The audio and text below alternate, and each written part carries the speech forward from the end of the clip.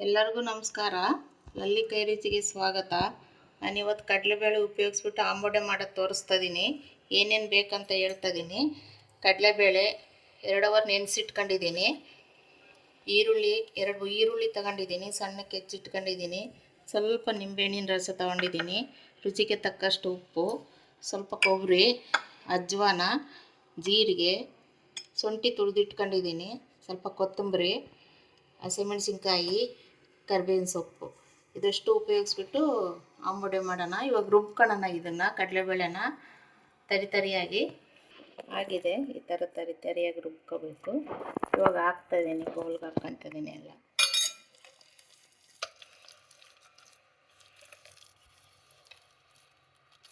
ಇದಕ್ಕೆ ಬೇಕಾದ್ರೆ ಸಬ್ಬಾಕ್ಸಿ ಸೊಪ್ಪುಗಳು ಯಾವ ಪಾಲಕ್ ಸೊಪ್ಪು, ಸಬ್ಬಾಕ್ಸಿ ಸೊಪ್ಪು ಎಲ್ಲ ಹಾಕ್ಕೊಂಡು ಮಾಡ್ಕೋಬೋದು, ಹೆಚ್ಕೊಂಡು.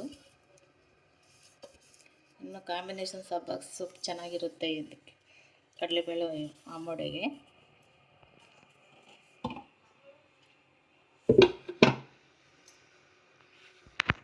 ಈರುಳ್ಳಿ ಹಾಕ್ತಾಯಿದ್ದೀನಿ.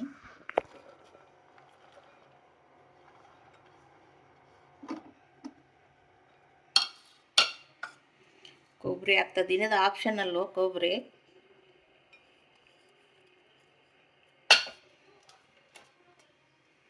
ಹಸಿಮೆಣಸಿನ್ಕಾಯಿ ಹಾಕ್ತಾಯಿದ್ದೀನಿ, ಕೊತ್ತಂಬರಿ, ಕರಿಬೇವು, ಶುಂಠಿ,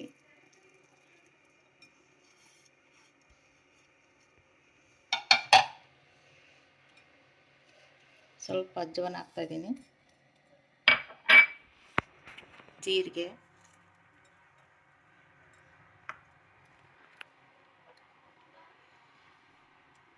ಉಪ್ಪು.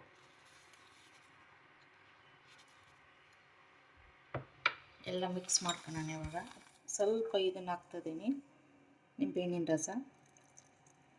ಇದು ಆಪ್ಷನಲ್ಲೇ.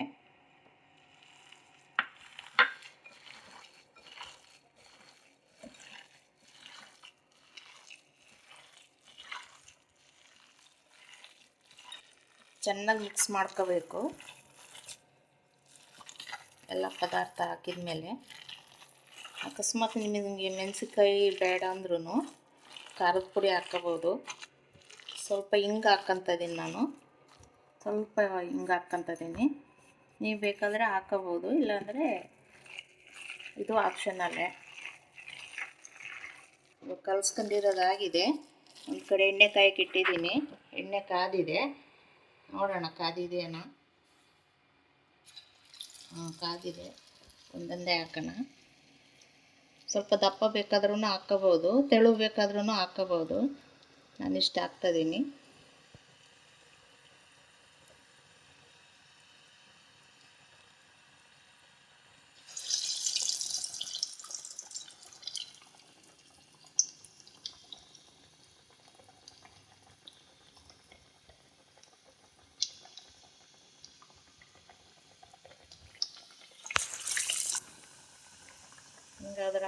ಹಿಂಗಾದ್ರೆ ಹಾಕ್ಬೋದು ಕೈಯಲ್ಲಿ ತಟ್ಟಿ.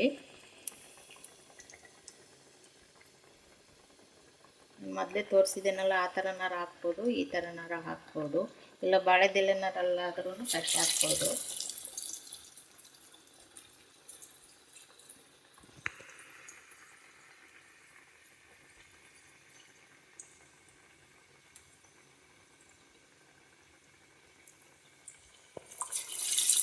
ಇವಾಗ ಹಾಕಿದೆ, ತೆಗೆಯೋಣ.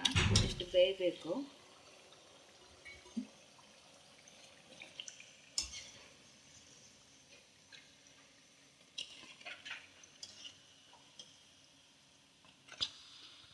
ಕಡಲೆಬೇಳೆ ಆಂಬೊಡೆ ರೆಡಿಯಾಗಿದೆ.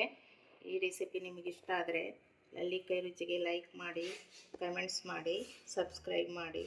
ಧನ್ಯವಾದಗಳು.